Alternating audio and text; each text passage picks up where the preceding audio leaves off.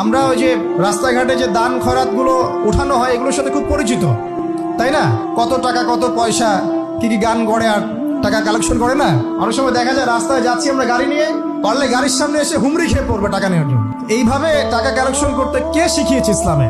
আর আমরা অনেক সময় ছোট ছোট বাচ্চাদেরকে দিয়ে, মাদ্রাসার ছোট ছোট বাচ্চাদেরকে দিয়ে টাকা কালেকশন করাই। এটা ঠিক না। কেন ঠিক না জানেন? ছোটবেলা থেকেই ওর ব্যক্তিত্ব নষ্ট হচ্ছে।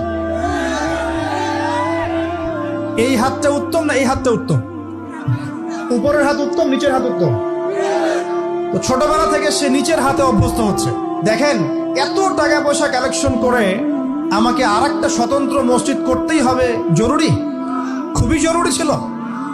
মানুষের কাছে হাত চেয়ে হাত পেতে রাস্তাঘাটে এরকম করে গাড়ি থামিয়ে তারপরে কি বলবো সুর করে গান গেয়ে এত টাকা পয়সা কালেকশন করতেই হবে? মসজিদটা আমাকে টাইলস ফিটিং করতেই হবে? এসি